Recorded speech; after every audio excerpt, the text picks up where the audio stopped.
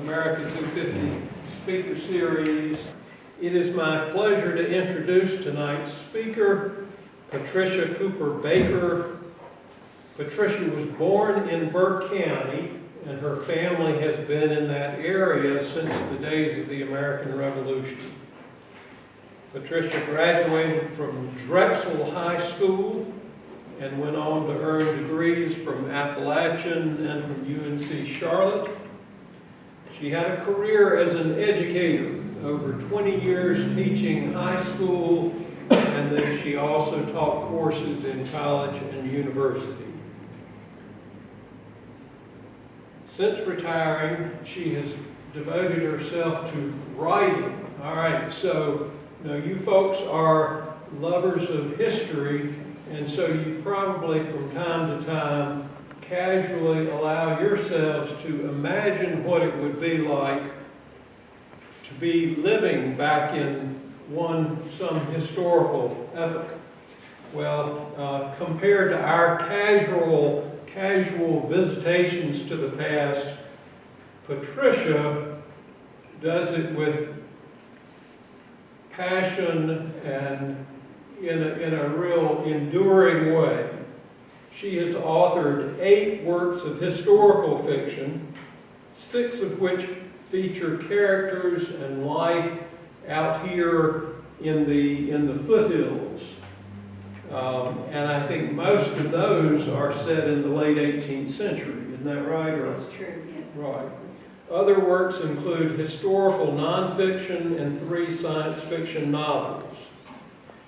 The North Carolina Society of Historians recently named 3 of Patricia's books of excellence, and she herself was given the Society's Lighthouse Award for her passion for North Carolina history, as well as for her dedication to preserving that heritage for future generations. So congratulations on that. Patricia is the mother of 3 sons and is blessed with 6 grandchildren and 2 step-grandchildren. She currently lives, as I said, in Maggie Valley, but enjoys meeting history and story lovers all over western North Carolina. So thank you so much for coming and joining us. My pleasure. Thank you for inviting me. Yes. Thank you all for coming out. My ancestor, who was here at the time of the Revolution, was John Cooper. He ran a tavern. And that's why my first novels dealt with that. What was it like being in a tavern at the time of the Revolutionary War? And it was Charles McDowell and Captain John Hardin who set him up with his tavern license. And so I knew some of his children's names because they were in the court records. I knew something about John and his wife Jane. There was a little bit more about them. So I had to imagine what it was like for the children who were there. And he had a variety of ages. The youngest one was probably about 8. That is this little cocky guy right here. Actually, this is not. This is one of my cousins who is also a descendant of John Cooper. But I imagine he was just exactly like that. I let him have my brother's voice because my brother was a cocky little guy too. At 8 years old, he thought he was ready to fight the Revolutionary War all by himself. He was ready to go. Well, Virginia Rose was a little bit more frightened than that about it. And so now her book, and this has been in under a couple of other names, but I felt I needed to focus it, and so now it is focused on the war and how she is reacting through the war. There's a lot in here about how they lived in those times, which I think is one of the things that you guys are trying to learn about, is what was life like back then. But we focused on John Cooper keeping his family safe in a time when it wasn't so safe. Even your neighbors might be attacking you and raiding you. So there's that one. And then the second one was the birth of Morganton, the birth of Morgantown. That was 1784. And by that time, I'll tell you about that in a minute. But we got a town in 1784, and it was called the Town of Morgan District, or Morgantown, which eventually, at least by 1787, because I've seen it in the records, in 1787, was referred to sometimes as Morganton. They had shortened it that much. And we named it for Daniel Morgan, but he wasn't here at that time, so I gave him a tribute in the book because I felt like we at least needed to know a little bit more about Daniel Morgan. And then the third book was about, I'd had black characters in all of the books, but we hadn't done much with slavery. And I began to wonder what would happen if somebody outlived their masters back in the backwoods somewhere, back in a cove somewhere like Snake Root Cove. What would happen if the black people outlived the white people? Would they be able to live free? Well, I never found an example of that happening, and it didn't happen in my story either, but that is the premise that started The Ghost of Snake Root Cove. Now, what we're here to talk about tonight, though, and I'm sorry about meandering on, I will try not to do that, I thought it might be interesting to see what was Christmas like for my family back in 1785, around in that time. And so I put them on an adventure. This book has some facts in it about what Christmas was like in that period of time in the late 18th century. But it also, the story that's in here is it's not so much a nativity or angels Christmas story. It's about the real spirit of Christmas, which is what happens when somebody you know is sad and you want to make it your business to make them feel better again. And that launched the adventure that Jenny, Virginia Rose is what I named this girl, and Joe, whose name is actually recorded in history, that launched their adventure. So the adventure is in here, but in this book there is a part about what Christmas was like, and in the very back I talk about lots of different Christmas traditions that I remember from Burke County. I was asking these nice ladies if they remember traditions from McDowell County. Well, you know, Burke County and McDowell County were all part of Rowan County in 1774 or 1776 as well. So we were all Burke County. And so I remember the traditions though that I recall from my youth, from growing up here. And if you guys have some special traditions, I would love to hear those too. I'd love to add them into an expanded version of this book maybe. But I think the way I want to get started today is to read you a description of Christmas from this book. It's in chapter 1. It's about the family preparing for Christmas.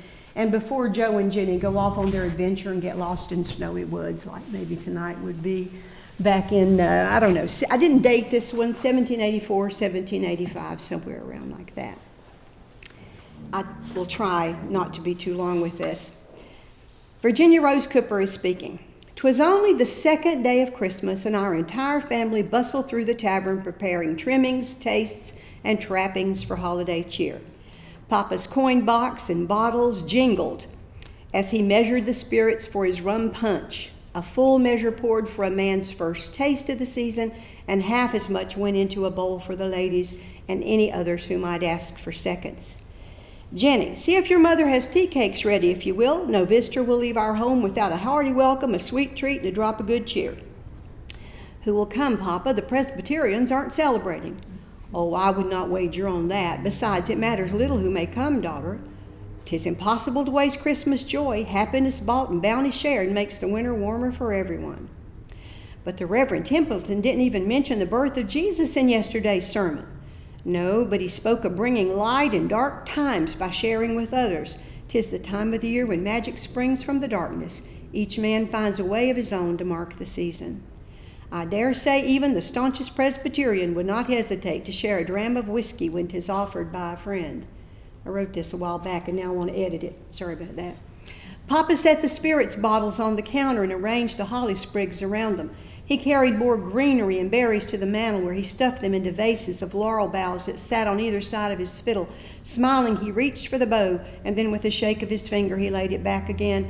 We must sing if we work. We must sing as we work if we want music," he said. "Tonight will be soon enough for playing a tune." He turned back to the spirits counter, rubbed his chin as he judged his merry decoration. Flickering flames reflected off the green glass bottle and into Father's eyes. "This time of year I recall my boyhood Christmases when I was an Anglican in Virginia with Mother, Father, and my brother Joseph. We gathered with my grandparents and all the aunts and uncles and cousins. Such a time we had, one I would not want my children to miss. There are those around here happy to stir their own warm memories by dropping by for our version of an old Virginia Christmas. When Papa's eyes were still bright with memories, he turned to me with a wink and a smile and pointed to the kitchen. "The tea cakes, if you please, daughter, and ask your good mother where she hid the spare candles." I hurried with the ginger drops and then back to mother and sister in the cheeriness of our Christmas kitchen. We three cooks sang at the top of our lungs while keeping time with our chopping and stirring. The joyful noise we made drowned out the boiling, bubbling, and sizzling, but the savory scent of venison roasting and the fruity perfume of Mama's persimmon and hickory nut bread trumpeted news of the coming feast to anyone in sniffing range of the kitchen.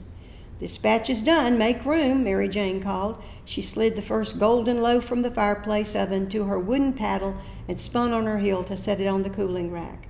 As my sister danced from fire to table, I cracked the shutters to bring a breath of crisp air to the room. Two shadows pushed a sled past the window.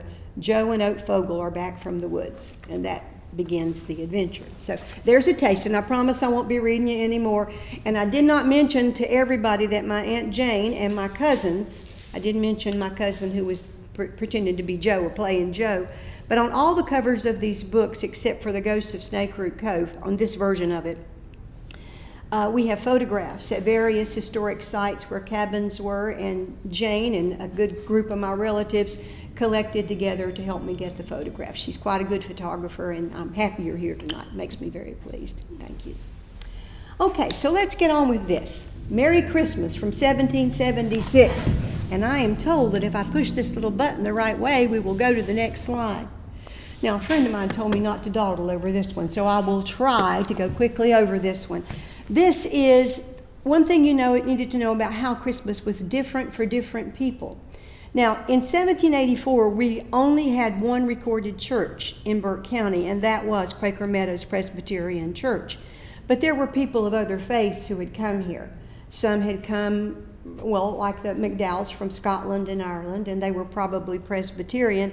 But we also had some who were leaning toward the Baptist faith. And we didn't have Methodists yet, but in 1788, Francis Asbury passed through, and in the book I'm writing right now, I have scenes about Francis Asbury in Morganton meeting with the Cooper family.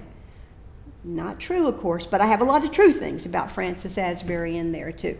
And he's in that book. It's the new one called The Courtship of Virginia Rose, the last of this series. Virginia Rose has grown into a young lady. And Francis Asbury and John Sevier and Andy Jackson passed through Morganton during that year, and so they're all going to be part of my story for that. All right, but the other denominations. Well, I was reading this as a sample before. Now, this didn't happen in 1776, but the Puritans did not like Christmas. And when I looked it up and I found some of the things they wrote about it, they really didn't like Christmas. They said horrible things about it.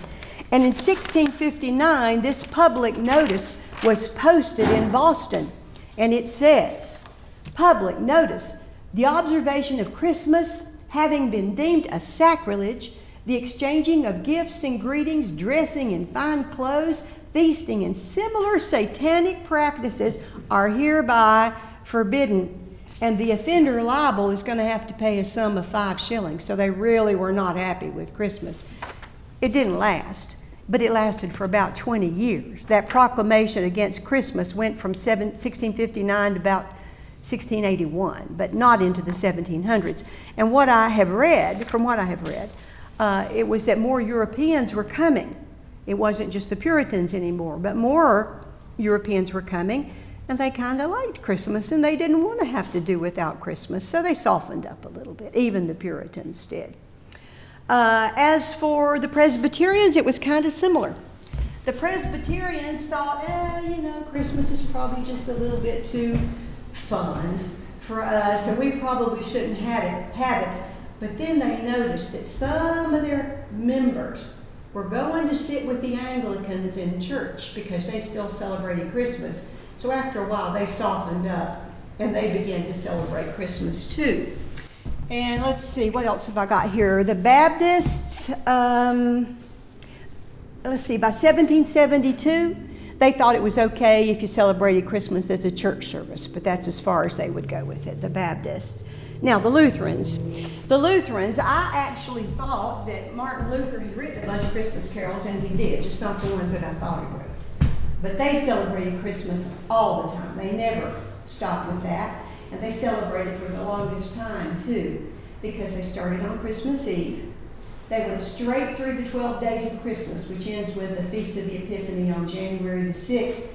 So they go from Advent to a week of Christmas into all the way up to Lent, talking about the wise men coming. So that's a long period of time that they would be celebrating pieces of the Christmas story. Only Christmas carols for that 1 week, though. You only get O Holy Night and Joy to the World and Silent Night for that 1 week of Christmas. Before that, you're singing about O come, Emmanuel, and Star in the East. And then during Epiphany, you're singing about We Three Kings, because there just really are not that many Epiphany carols. But that's what the Lutherans would be singing during that time. Let's see, what else do I have here? Oh, the Methodists. I didn't hear anything about the Methodists, so I thought, well, I will look at Francis Asbury's journal. I've been using that anyway to find out what I should say about him when he comes to Burke County in 1788. So I looked it up. Where are the references to Christmas? And I have one to share with you. I'll read it right here. He was in Virginia at that time, but he was coming to North Carolina next. He was on his way. And on December the 23rd, he said, I preached at Brother C's and was very pointed. I hope it will have the good effect of preventing the sin and vanity that too often prevail at Christmas. Well, I did not write what he wrote on the 24th, on Christmas Eve, but I will tell you he was preaching against sin on the 24th. And on the 25th, he wrote, Christmas Day, and he says, I went into the tavern keeper's porch, but I afterward judged it best to withdraw and speak in another place. I stood in the door of a public house, and with about half of my congregation out of doors, preached on, Behold, I bring you good tidings of great joy. Now that sounds Christmassy to me. And he says, the people behaved exceedingly well. So I think he kind of had a taste against Christmas, but, tidings of great joy, he could go with that. He was hoping people wouldn't become too frivolous during that time. One big thing, though, the first thing I found out about Methodists and Christmas is that on Christmas Day, they had it might not be Christmas Day, but they had a Christmas conference in Boston. And that was when they figured out what they wanted Methodism to be in the United States. It was a brand new religion for us. And they sent Bishop Asbury out looking high and low for anybody who wanted to be Methodist and anybody he could preach to. And they say he was actually the one who kind of brought our country together. After the war, we weren't fighting for the same thing anymore. So he was out there teaching them how to have the same kind of faith and the same kind of moral code. And he had a lot to do with our country. But, he was probably a strict guy, but still full of the love of God. Okay, so let's see, what else do I have? I think that's enough for that. In fact, it's probably too much. So let's move on to the next one, and it will be another one that I go through faster than this one, I promise. There it is. Okay, I only want to mention this. All of you have heard of the Rowan Resolves, I think. Rowan County, which remember was also Burke, also McDowell, and a whole bunch of other stuff Rowan County was. It was the end of the West at one point in time. Well, everybody in the country was getting upset about the Boston Tea Party and what they call the Intolerable Acts and the Stamp Act and trying to figure out what in the world we're going to do with it. Well, Rowan was the first county in this state that got together and made some decisions about what in the world we should do, how we should behave. And the things that affect our story here is that they said we should not import anything from England. Don't need to import anything from England. They're blocking our ports. We want nothing to do with it. We're going to live on our own. We're not going to worry about that. But that means we aren't going to have anything from the Caribbean. We aren't going to have rum. We aren't going to have molasses. We aren't going to have sugar. I think we could get rice from South Carolina. Louisiana grew some sugar, but there was no refinery, so we couldn't get sugar at that time. And they wanted all the ladies to give up those pretty polished cottons that we can see when we go to Colonial Williamsburg with all the beautiful prints on them. They wanted them to make them themselves out of flax, we didn't have cotton here, but cotton, I suppose, if we had it, but flax and hemp and to shear sheep and make wool. So they wanted the ladies to make their own clothes and be proud of it. It was a sign of patriotism not to use all those fancy imports from Great Britain because they weren't treating us the way we thought they should treat us. And I'd love to talk about that some more, but I am going to move on. Just know that this had an impact on what people could dress, how they could party, how they could eat at Christmas time. So that did affect Christmas and a lot of other things for our country at the time. Okay, here's one that you might find a little bit more interesting. I wanted to know something about what the houses were like at that time, back in 1776, back at the time of the Revolution. And I happened to have a document. I told you I was going to mention a town that was planned for Burke County before Morganton. In 1780, Charles McDowell drew up a plan and sent it to the Congress, our committee, and said, here, we want to make a town in Morganton. And he didn't know what to name it. Well, he couldn't call it Morganton. Burke County. We wanted a town in Burke County, Morgan District. And they didn't pass it. They didn't do it. And I wondered why. I have an idea about that now. But here's the plan that he had. And by the way, it was to be built on land that John Cooper used to own. So Colonel McDowell and my ancestor, Jane's ancestor-in-law, and all these cousins that you see, their ancestors. They wanted him to move. They gave him a tavern license, and they wanted him to get off of the farm he was on and start a tavern. That's what they wanted him to do. But in this document about a town, he spells out, we're going to put on these 100 acres where John Cooper used to live, and he talked about what John Cooper was going to get for that. And then he made some specifics about the houses people could build on those lots. And he said they couldn't be round logs with bark on them. They had to either be framed or brick or stone or square logs. He allowed square logs.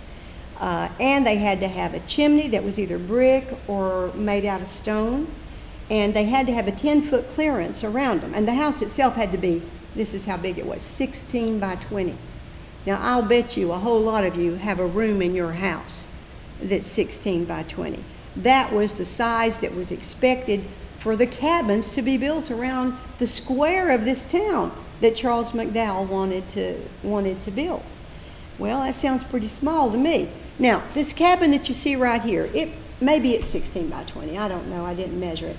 But this cabin is at a place called Hart Square Village. Have any of you ever been there? Pretty cool, huh? Yeah. Well, there was a Dr. Hart. Robert, maybe? I've forgotten his first name. But Dr. Hart made it his hobby. He went around and looking for helicopters, looking for cabins that were spread out around the county where he lived, and he brought them all to this place in his land to kind of make a village out of them. It's a very interesting place to go through. They only let you go into all of the cabins on one day. It's usually in October. I've been there twice. The first time I only got to go in some of the cabins, and the second time I got to go in all of them. And this was one of them. And I think it makes a pretty good example of what a 16 by 20 cabin might look like. Now, this one might not have been 1700s. It might have been 1800s. A lot of those cabins are. And if you visited the cabins down at Heritage Farm in Cherokee, that's an 1800s farm too. So those cabins are not as old as the ones that would have been around in 1700. But you can see here in this picture, you can see that there was, and I couldn't get a whole picture of the room because it was too small for me to stand back far enough to get the whole scope of it. But you can see what it is like from outside, and you can see that it had a fireplace that was made out of brick. And we can't see many logs right there. Yeah, we can on there, and they were squared logs. So it's about the kind of house that Charles McDowell was expecting for this unnamed town that he wanted to put in Morgan District. Well, I just wondered what would it be like in that cabin, and what would it be like at Christmas? So I went to Shutterstock, and I found this cabin right here. And it kind of fit the descriptions of what I know about the cabins at that time. No glass in the windows in Burke County at that time. Now, Waitstill Avery came in 1784, and he was, from New England and educated at what would become Princeton, so he was the first Secretary General of the state. So, he had some chops, and so he ordered glass for his house at Swan Pines. But most of them did not have glass. They would have shutters at the window. So it would be about like this. Looks pretty nice on this nice summery day right there with those trees outside. But what's it going to be like in the winter? And what would it be like at Christmas? Well, I wanted to see if I could figure that out. So here, we'll look at this next picture, and I'll tell you what's happening here. Okay, now I have to look at it to talk about this. First of all, it was pretty dark, okay, because we think about, candlelit ballrooms in Colonial Williamsburg and all the dancing. I found an article that says if you fill them up with candlelight, you got something about equivalent to a 25-watt bulb. That's about how bright it was. So it was a dark time. People went to bed early because the sun went down and because candles were expensive and time-consuming to make. And I thought about oil lamps. Surely they had oil lamps. Well, they probably did. But the oil lamps they had back then were pretty much like Aladdin's lamp. They're not even that pretty. They were little bowls. They had a spout, and you filled them up with some kind of oil. Whale oil was the best, but I bet we didn't get much whale oil in the backwoods here. It was probably corn oil or sesame oil or bear tallow or something like that. You put a little wick in there and you light it up, and it's light till it burns out, and it's not very bright. Nobody's going to do much trouble by light like that. So I have lanterns up here, but these are candle lanterns because, those really nice lanterns that we all see, some of us have them in our house, oil lamps, that have that nice little wick in the middle, and we can turn it up and turn it down, and we put all of our pretty store-bought oil in there. That wasn't invented yet. That wasn't invented till about 1800. So we didn't have that. All we had were candles and the moonlight and the sunlight, and there was something called reed lights that I've read about, but I understand they didn't catch on in the United States. That was just something that was in Europe. So without the fire and without candles and without the sunlight, it was pretty dark for the holidays, but they've got it lit up here pretty good. And you might think that window looks weird, and I think so too, but because it was so cold in the winter, and they had to do something about those windows. Now, I'm hoping they had shutters on the inside and the outside. That would help a little bit with that. Wouldn't help with the light, but it would help with the cold wind coming in maybe. But what they did was they took pieces of paper, and I hope it was thick paper, and they coated it with whatever they could, maybe oil or bear tallow or paraffin or some kind of wax if they could find it. And they put that in the window to help stop the wind, but let some light come in. Now, of course, you're not going to use that on a real blistery, breezy, wintry day. But for sometimes it helped them have light, but keep some of the wind out. And I understand from something I saw from Colonial Williamsburg that a habit was to stick greenery in the windows. Now, in Colonial Williamsburg, they had windows with glass, and so they probably stuck them into the frame. What they probably had to do if they wanted to do that in one of these cabins is melt the wax a little bit and stick the greenery to it. I'm not sure how they did that, but they may have done that. They also would have brought greenery in that was fragrant, because you can imagine being cooped up in a closed little house like this. And by the way, the custom of the time was to take baths twice a year. You took baths, washed your hair twice a year. I'm guessing when you turned the fire on in the fall and right before you turned it off when the weather got a little bit warmer, but it was twice. Now, I have to think they had wash basins that they washed up with, assuming that. I have an idea that if you got muddy, sometimes you fell in the creek or somebody pushed you in so that you got an unexpected bath at some other times during the year. But bathing was not something that happened every day like it is for a lot of us, twice a year. So, I imagine you learn how to smell your own family pretty good and like it all right, but it was tight in there, And so they brought in things that they have done for centuries. They bring in these evergreens. They bring in the evergreen boughs and lavender and things that smell nice, and they put them around in their houses. They make dried bunches of lavender on the wall and boughs of evergreens on the fireplace. Now, I cheated a little bit here. I made this. I mean, I took this cabin that I had and I put all these decorations in place. And I just don't believe they had any red shiny satin balls. I just don't think they had that. So I've got to figure out what those big red things are right there in the middle. I don't even know if it was easy to find red paint, but maybe they painted pine cones. I'm thinking apples. And I don't know how they got us bright red. I'm thinking we just have to assume they weren't quite that bright red, you know, when they decorated their halls. The little angels there were probably made out of corn husks because they could make corn husk dolls. Braided rugs, particularly ones braided out of old rags, probably not, maybe not quite as nice as this one, would have been possible. I've been listening to a series that is being presented right now by Randall Jones for America 250. But it was originally a set of podcasts by, what was his name, Robert Thompson, I believe, Roy Thompson. He presented it first in 1975 for the bicentennial. And he talked about before liberty and why North Carolinians are unique. And the revolution made us unique, and our unique place in this land made us respond to the revolution in a different way. So he wrote a series of podcasts called Before Liberty, and they're very easy. And he made it say, you know, he said it, he laid it out very plain.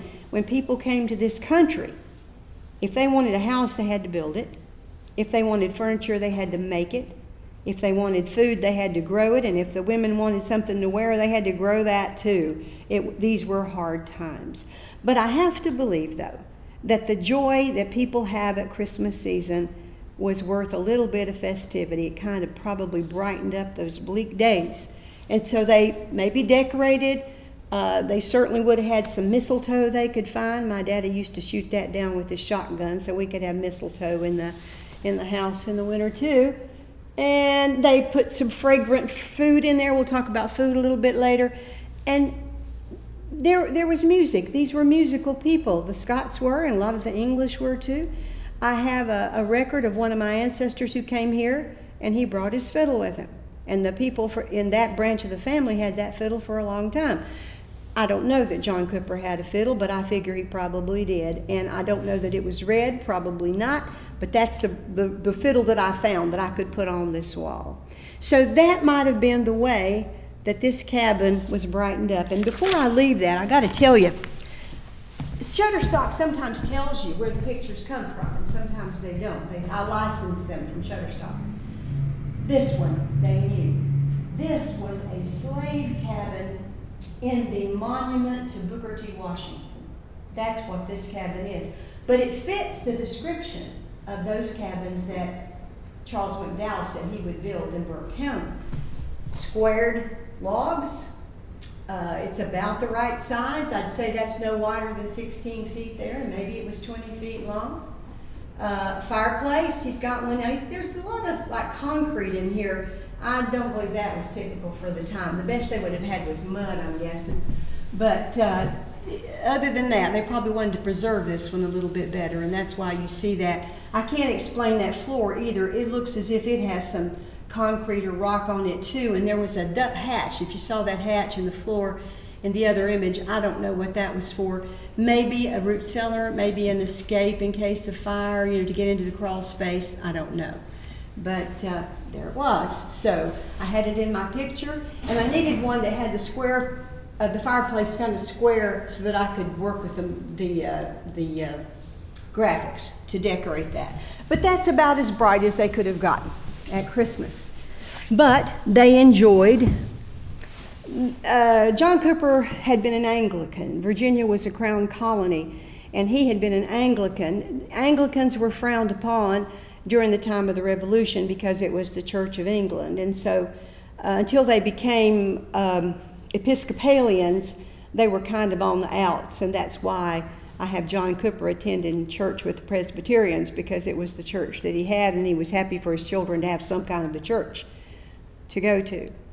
But they celebrated the 12 days of Christmas, and that's what you're hearing about right there. The first day, maybe they were in church, and there was a church service, but then after that, that's when the parties begin. And the biggest party for the Scots Presbyterians and for the Anglicans was on Twelfth Night. And that was the last night of Christmas, January the 5th, right before the Feast of the Epiphany. So we will be talking about that. Okay, I'm not going to read you that, but it was interesting, but I've already gone on too long. All right, let's see what else we've got here. Oh, I want to talk about, I think this is the Moravians. Now, the Moravians were kind of like, in a way, Colonial Williamsburg is supposed to be set in 1770, and you see all these beautiful paneled houses and glass windows and fancy dresses. Oh, it's so lovely there. I could live there. Same thing when you go to Old Salem. Those houses are not log cabins like the ones we had in the backwoods. They're much more of a European style. Well, one thing that you might have noticed in my other picture, and I'm going to make it more specific right here, is that there were no Christmas trees. They hadn't even invented them in Germany yet. But what Germany had was something like that up there. They called it a wooden pyramid. When I was doing my research for Odie Saunders' Out of Time, which is set in Old Salem in 1783, I was trying to find out, what did they do? Did they have Christmas trees? And the answer was no. And I heard they had some kind of a wooden pyramid. I thought, what the heck could that be? Yeah, that's all right. What could that be? And well, now I found a picture of it. There it is. And what that used to be, these were kind of invented, I think, at miners' camps. And they would make these little sort of teepees with the different sides all coming to a point, sometimes 3, sometimes 4. And for Christmas, they put different levels in them that they could decorate with different scenes from Christmas, the nativity scene, or the shepherds, or the wise men. And so here you see the Moravians lighting some candles in glass jars, I think that is. And they have that size as their community Christmas tree. Now, this one is far more intricate, and it's one that you might find in Germany because they had so many great carvers there. And they put this little whirligig on the top. And that was something that happened at those miners' camps. When the fire would come up, it would make these whirligigs spin around. They thought that was kind of cool. So if you go to Germany, you might find one of those stories tall. And the scenes that they have in them are life-size. Angels and shepherds and nativity. But that is one of the ways that they celebrate Christmas. It is the forerunner to the Christmas tree. And the Germans were the first to have Christmas trees, the first to invent those. And it was a German who built the first, or made the first Christmas tree in our county. And I think I have that on your slide right there. Yeah, and I can't read it from my notes. But the first recorded Christmas tree in the United States was made by a German professor at William and Mary College, and he decorated it as a treat for the children of George Tucker, and I'm sorry I've forgotten who he is, but he must have been important to William and Mary College. That is the first record we have of a Christmas tree, and that was in 1842. Well, we also have a record of the first one that was mentioned in Burke County, and it was a letter written in 1854. And in that letter, Edmund Pfeiffer, who wrote the book about Burke County, it's very famous and very helpful, he recounts that an 1854 letter mentions a tree to be fixed for the children of Morganton. So that's the first record we have of a Christmas tree in Burke County in 1854. So we would not have had that back in our cabins in 1776. That would not have been part of that. Okay, moving on. Oh, I forgot about the songs. Martin Luther did have some Christmas carols. He did not write Away in a Manger and Silent Night. I was mistaken about that. I thought he had. He did not. They came along later. They weren't written in his time. He did write one called As Shepherds Watch Their Flocks, but it's not the song that we know. We have a song that sounds a lot like that, but it was not written and didn't have music to it, and was probably not the same poem that Martin Luther had written back in the 1500s. 1719, we had Joy to the World by Isaac Watts. That might have gotten here. We might have been singing that here. And other English carols. The first Noel from the 13th and the 14th century. God Rest Ye Merry Gentlemen from 1760. The Holly and the Ivy, 1710. I Saw Three Ships, 17th century. The Coventry Carol, and I recently found out what that song is about. It's the one that goes, "Slowly lay thy little tiny child." It's about the murder of the innocents, the babies that Herod killed when he was trying to track down Jesus. And that's what that song is all about. That's from the 16th century. Now, we sing "What Child Is This" to the tune of Greensleeves. And Greensleeves is a very old song from about 1580, but they didn't make a Christmas carol of it by then. And so we may not have been singing "What Child Is This" in 1776 either. Okay, so now let's move on. Food. Okay, I promised you how George Washington would celebrate Christmas. Well, I know this.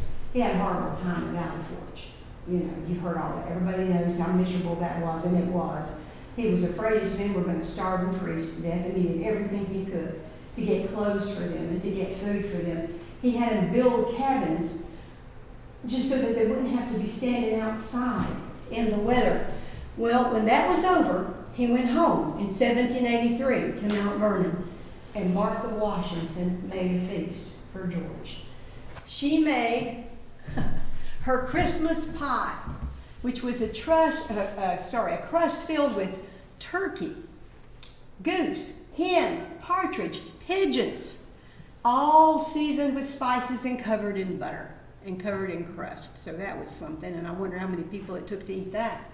And then she also had what she called her great cake. Her great cake, 40 eggs, 4 pounds of butter, 4 pounds of powdered sugar, and you had to powder it yourself back then, 5 pounds of fruit, and a half pint of wine and brandy. Now, I also read that Martha Washington was given a special fruitcake recipe on the day she got married. And I am not sure that this is that one. I could not find a correlation between those two things. But it could be. It looks like a fruitcake to me, but she probably wasn't given a recipe that required it for... How many people would that be, 40 eggs? She must have had a crowd to welcome George home in 1783. He also, and one of the next things I want to talk about, it doesn't come here. All right, let's talk about the black cake. The black cake was a Scots-Irish tradition. They like to have it on several of their holidays, one of them being Twelfth Night. And it was a fruit cake, but it was dark. It was made with black currants and raisins and molasses or treacle to make it dark. The sugar would be dark. And rum, black rum, was poured over it too. So it was a very dark cake. And apparently it was traditional to coat it in pastry. But it's a fruit cake. Inside it's a fruit cake. It's just covered with pastry too. And that was a treat for them on Twelfth Night. Waits till Avery had honeycombs. He probably had beeswax candles, and he probably had honey cake for Christmas. I could not find a recipe that appeared to be one old enough for Waits till Avery, but he probably had that. Apple stack cake. I heard my mother talk about my grandmother making apple stack cake. And when I went to visit Balsam Inn, they were serving apple stack cake. And it's a lot of little layers of cake, and I don't know if they were pancakes or how they were making them. This one apparently was made in like a cake pan, baked like a cake. But they filled it full, the sweetness. And so we didn't have any sweetener much back then. We had honey, and we had fruit that could be made into jam, and maybe that would be sweet enough for something. If we could be lucky enough to catch up with some rum runners, we might have had some molasses and sugar that we could have used. But you got to imagine that if we had rum runners coming into North Carolina ports, not much of that's going to make its way to the backwoods, you know. So they made applesauce. They sweetened it with whatever they could find. Maybe they just boiled it down so that the apples themselves were sweet enough. And they filled these cake layers filled with either apple preserves, apple butter, or it could be dried apples that had been cooked and used again, and they topped it with that. And that was something that was traditional from the 17th century, and like I said, I heard of my grandmother making them too. And I ate one myself not too long ago. So they're still around. Any of you make apple stack cake or hear of it or anything? Okay, well then, I'm telling you history right there. It's a thing. Oh, and jugged hare. I have to tell you about this because I used it in my story in the Christmas book. Didn't any of you see, let's see, what is it? Lark Rise to Candleford. Has anybody seen that series, one of the BBC series? Well, anyway, this woman was craving jugged hare. She wanted to have jugged hare. I thought, what the heck is that? Okay, so jugged hare is a way that they made rabbit back in the days. And what they did was they found a rabbit, and the first thing they did was they poked pieces of lard or bacon or whatever other kind of fat they could find, because apparently rabbit meat is very lean. It's not going to be very juicy. So they stuffed a bunch of lard under the skin, and then they cut up those pieces and they put it in a crock. Maybe like that one with a rabbit on it, I don't know.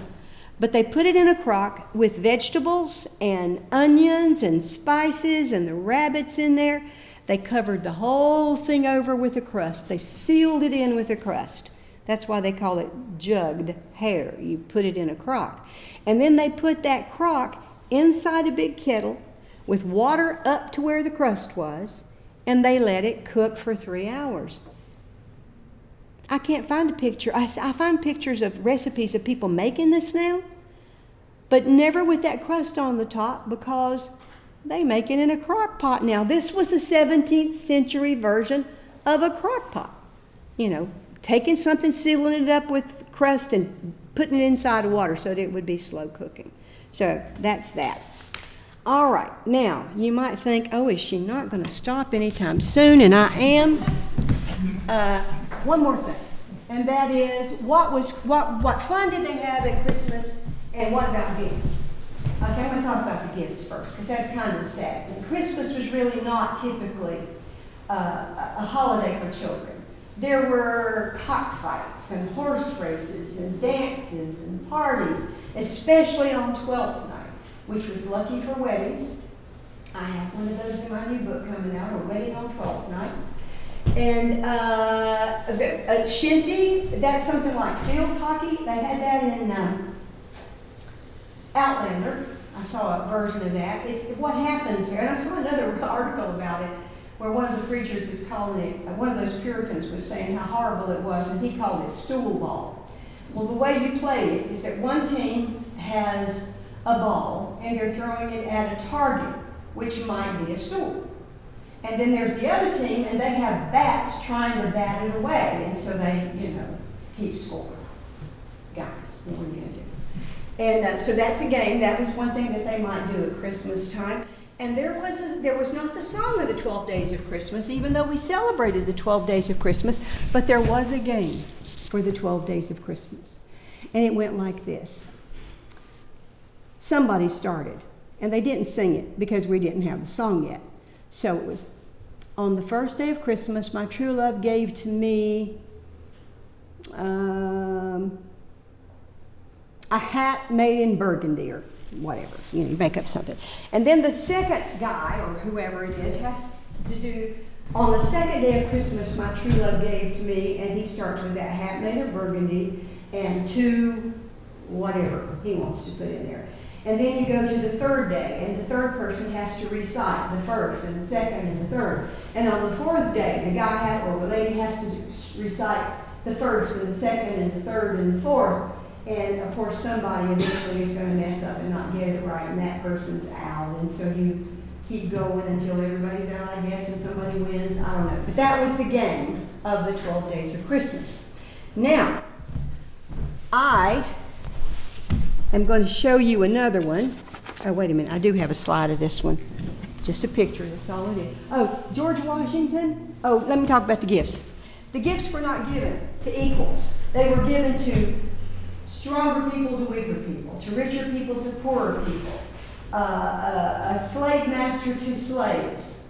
If you owned a shop and you were the master of that shop, then it might be you would give something to the people who worked for you. It was from a person of higher status to a person of lower status. And sometimes it was children, because they were considered to be of lower status. So in 1759, George Washington brought gifts to Martha's children. A bird on the bellows. I had to look up what that was. It was a toy bird that whistled. A Prussian soldier, a grocer's shop, and a tea set. So those were very lucky children. They got some fantastic toys that year with George Washington. 1759, we haven't even started the revolution yet. He was a general, I suppose, back in those days. Okay, now here's a game. Whoops, one more. There. This is called Goose. Some people call it 63. It was invented in the 1500s, invented in Italy. But I found this game being laid out on a table in Colonial Williamsburg. They were playing that game. Well, nobody was there, but it was set up to play that game. And it was one that was very old. When we had a meeting, my 250, American 250 meeting was about, I talked about taverns, stories from the taverns, and I'm going to write that book next, by the way. It's all just about written. That one, we played this game. That game was in Williamsburg in one of the taverns. And here's what there it is, what it looks like. You'll notice there are a bunch of geese on there. The rules are pretty simple. You go forward. It's kind of like the game of life. If you land on the well, you have to stay there until somebody else comes along and takes your place, catches up with you. If you land on the gallows, well, you're done for, and you have to start back at the beginning again. And if the well is the same as the jail, if you are in jail or if you're in the well, you have to wait till somebody else comes along and takes your place. So you roll 2 dice. And the only weird rule about this is that if you roll a 9, you don't go 9. You don't move 9. If it's a 6 and a 3, you go to 53. If it's a 6 and a 3, you go to 26. If it's a 4 and a 5, you go to 53. The reason for that is not all of these geese are on a multiple of 9, but every multiple of 9 has a goose on it.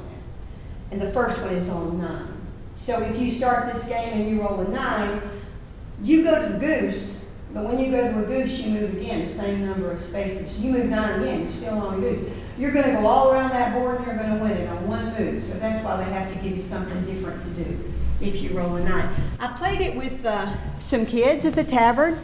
They enjoyed it pretty good.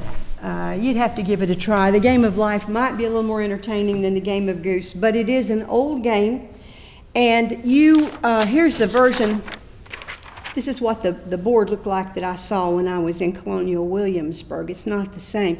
But this is a freebie. You can find it online. If you look up the Game of Goose PDF or how to play the Game of Goose, you can download that for free. And if you feel like it, you can play old Christmas games with your kids, your grandkids, or great-grandkids, or whatever it is you have.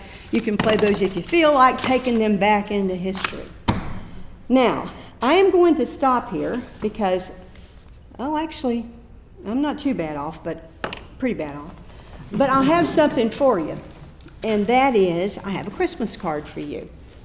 And I wanted to talk to you about just a minute about Christmas, and I meant to say this when I was talking about the Moravians. You know, we have great Christmas feasts. That's, the Puritans really hated that about us, but we do. We have great Christmas feasts. But the Moravians did not. They had what they called their love feast, which they had on all kinds of special occasions. And what the love feast was a cup of warm, delicious coffee. I remember when my grandma used to make coffee, it would smell so good, and I would beg her for some. You won't like it. Oh, please, it smells so good. So they have this fragrant coffee, probably with cream and sugar, and they have a bun, a piece of bread with that. And it's not even a big old sticky cinnamon bun. I mean, if you've ever seen a Moravian butter cake, you know they can do that. But that's not what they do for this. It's just a piece of bread. It's slightly sweet. Probably doesn't have any icing on it or anything like that. And they get together and they share that nice, warm, fresh, little bit sweet bread with that fragrant coffee, and they enjoy each other's company. And that's what I hope all of us do at Christmas, is that we find a way, big feast or not, to sit down with each other and to enjoy the fragrance of the season, the love of the season, the joy and the happiness and the togetherness of the season. And it doesn't take a big feast to do that. You can apparently do it with a cup of coffee and a piece of bread. I'm in for coffee anytime you guys want to invite me over. I'd be happy about that. But I have a Christmas card for you because I want you to enjoy Christmas. And so, I don't know, maybe this is your first Christmas card of the season. If not, well, okay, it's the second or the third, whatever. Here, we'll take one, just pass those others around. And I think I'm going to get maybe another pack of them. Let's see if we do. This, and I'm sorry to be, the front of it's to remind you of our little speech that we had today. And also in here, and I apologize for this, the back says, remember to enjoy America 250, because that's going to be a big deal. And inside, I apologize, this is the cover of my new book, The Courtship of Virginia Rose. So think about that too. And if you will enjoy it, I promise you. We're going to get John Sevier out of jail. Is there a paper? We're going to get John Sevier out of jail, sort of, more or less. That's a weird story, but that's okay. We're going to get Waitsel. Avery's going to survive his duel with Andy Jackson. Weird stories about that too. But, that's going to happen.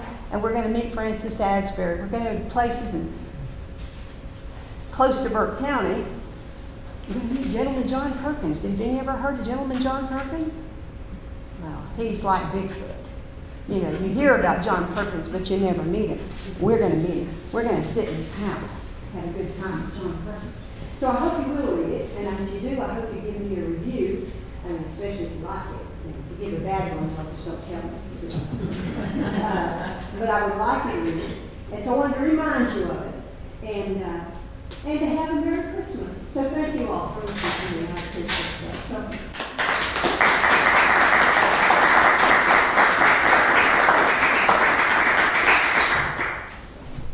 thank you so much, Patricia. thank you. You've taken us back to the 18th century and given us a taste of what Christmas would have been like then. And I didn't know anything, so learned a lot. Well, it's fun to find out. Does anybody have any questions for Patricia? Let me just tell you, I do have a few copies of the Christmas book here. It has all my sources in it, if you're interested in that.